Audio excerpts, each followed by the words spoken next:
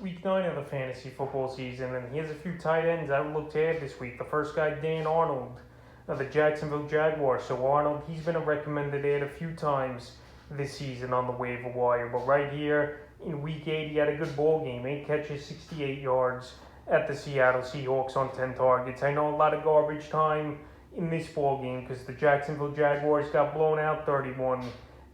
But right here, he's been pretty consistent the last 2 out of 3 games with double-digit fantasy points. Here's Arnold. A big target for a rookie quarterback to depend on a tight end here. So Arnold, they got early in the season here, was the Jacksonville Jaguars, and now he knows the playbook better, coming off the bye week. And next week, not the greatest of matchups, obviously, versus a tough Buffalo Bill defense that gives up the 10th least amount of fantasy points to tight ends. But right here, tight end's a tricky position. It's tough, no doubt about it.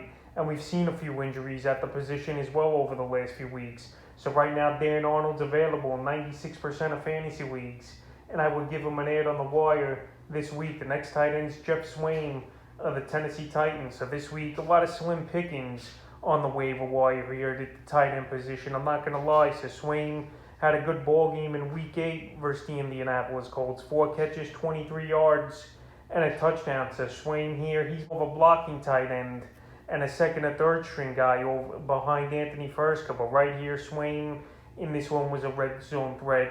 But this season, he really hasn't done much. So right here, he's more of a deeper league ad, is Swaim. And he's available in 100% of fantasy leagues. Next week, it's a pretty tough matchup as well with the Los Angeles Rams that give up the 14th least amount of fantasy points to tight ends. But if you're in a pinch or a deep league, at least it was good to see Swaim find the end zone in week 8 at the Indianapolis Colts. And we'll see if he can do it again next week. But he's a recommended ad this week. The next tight end's Pat Freiermuth of the Pittsburgh Steelers. So Freiermuth, I had him on the week 7 waiver wire list at the tight end position. Then obviously last week the Steelers went on bye, but right here, the rookie Freiermuth, he's obviously the number 1 tight end now over there in Pittsburgh. With Eric Ebron taking a back seat, and Freiermuth, he's looked good now in his last 2 ball games where he's playing more snaps. He's the number 1 option, like I mentioned, the tight end, and Big Ben likes him in the red zone as well. And right now, he's available in 90% of fantasy leagues. So the last 2 games here for Freiermuth with an expanded role.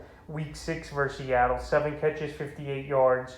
And week 8 at the Cleveland Browns, he made one hell of a touchdown catch, bobbling it, but repossessing it and getting the 2 feet down. 4 catches, 44 yards, and a touchdown on 7 targets. So right here, week 9, the Chicago Bears come to town here versus the Pittsburgh Steelers. But I think Freiermuth can make a few plays in that ball game. And like I mentioned, Big Ben has trust in him now, with 14 targets in his last 2 games, finding the end zone in week 8, and week 9 versus Chicago. It wouldn't surprise me if he has 30 or 40 yards and finds the end zone in this one. The next tight end is Jordan Akins, Houston Texans. So Akins last season, he was a little bit fantasy relevant, but so far this year we haven't seen much from him. But right here, he had a good ball game in week 8, 5 catches, 53 yards. So the last couple weeks for him, he's been in the mix a little bit here for the Houston Texans. Week 6 at Indianapolis, 4 catches, 41 yards.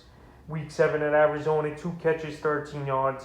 And then like I mentioned, versus the Rams, he had a decent ball game, PPR leagues, 5 for 53. So week 9, a good matchup for Akins on paper at the Miami Dolphins that give up the 10th most fantasy points to tight ends. But right here, besides Freiermuth, obviously at the tight end, and Arnold, these other options are more deeper league ads and guys you could take a shot on and hope you get the most out of them.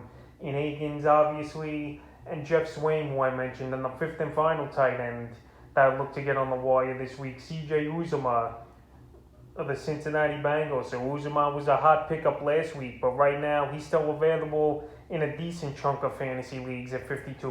And Uzomah, he didn't have a great game in a great matchup in week 8 at the New York Jets. Only 4 catches, 33 yards, but right here, he's still making plays. He's still been pretty decent in PPR leagues now, with at least 7 or more fantasy points in the last 3 games in PPR. Week 6 at Detroit, 3 catches, 15 yards, and a touchdown. Week 7 at Baltimore, 3 catches, 91 yards, and 2 touchdowns. And week 8 at the New York Jets, 4 catches, 33 yards for Uzomah. So right here, next week, he's got a tough matchup on paper versus the Cleveland Browns, who give up the 7th least amount of fantasy points to tight ends. But Fairmouth, the guy who I obviously mentioned early in the video, did find the end zone versus Cleveland in Week 8. And right here, Uzomah, he's a guy that defenses don't really roll attention to when you got a Jamar Chase, T. Higgins, obviously, and even a Joe Mixon out of the backfield, and Tyler Boyd. So right here, Uzomah next week versus Cleveland, I think could be a decent option